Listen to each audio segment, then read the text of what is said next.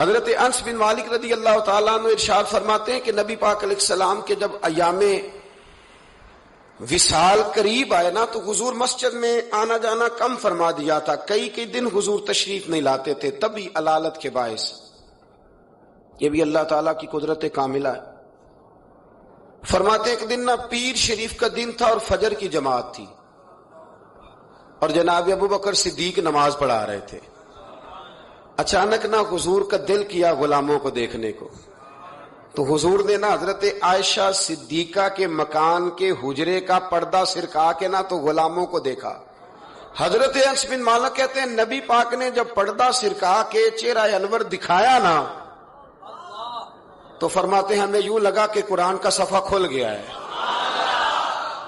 آپ فرماتے ہیں جب ہمیں لگا نا قرآن کا صفحہ کھل گیا تو حضرت ابو بکر صدیق نے چاہا کہ نماز چھوڑ کے پیچھے آ جائے تاکہ حضور امامت کرائیں، تو حضرت انس بن مالک فرماتے ہیں اجتماعی طور پر سب کا یہاں تک ہم پہنچ گئے تھے کہ شاید چند سیکنڈ اور گزریں گے تو ہم نماز توڑ دیں گے، فرض نماز توڑ دیں گے۔ تو رسول پاک پہلے مسکرائے، پھر حضور نے وہیں سے اشارہ کیا کہ نہیں نماز مکمل کرو۔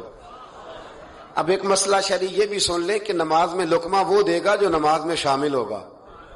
جو ٹوٹیوں پہ بھی وضو کر رہا ہے وہ لقمہ نہیں دے گا، اور اگر امام نے قبول کر لیا تو نماز ٹوٹ جائے گی۔ پر حضور تو شامل نہیں تھے نا، پر صحابہ نے لقمہ دیا، حضور نے لقمہ دیا اور صحابہ نے لقمہ قبول کیا، لیکن کسی کی نماز ٹوٹی۔ چلتے چلتے بخاری سے ایک اور حدیث پڑھ لیتے۔ نبی پاک علیہ السلام ایک قبیلے کی صلح کرانے چلے گئے، فرمایا اگر مجھے دیر ہو گئی تو ابو بکر سے کہنا جماعت کرا دے۔ جس ابو بکر کو نبی پاک مصلی پہ کھڑا کرے وہ واقعی ساری امت کے امام ہے، جنہیں حضور مصلی دے، ابو بکر سے کہنا جماعت کرا دے۔ حضرت صدیق ایک پر کھڑے ہو گئے تو نبی پاک بھی آ گئے، جماعت کھڑی ہوئی تھی کہ حضور بھی پہنچ گئے۔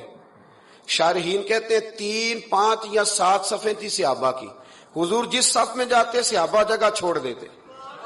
یہ بخاری مسلم ہے۔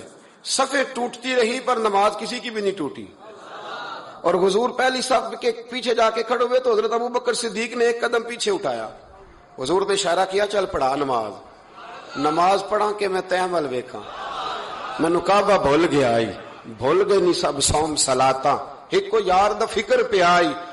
2-3 دفعہ حضور نے اشارہ کیا پر جناب صدیق ایک بار پیچھے ہٹ گئے، تو حضور فرمانے لگے ابو بکر جب میں نے جو کہا تھا کہ جماعت کراؤ تو کیوں نہیں کرائی، بخاری ہے۔ حضرت صدیق ایک بار نے ہاتھ باندھے تو رو پڑے، عرض کرنے لگے حضور اب ابو قحافہ کے بیٹے کی اتنی جرت تو نہیں نا کہ نبی پاک کے مصلی پہ کھڑے ہو کے نماز پڑھائے۔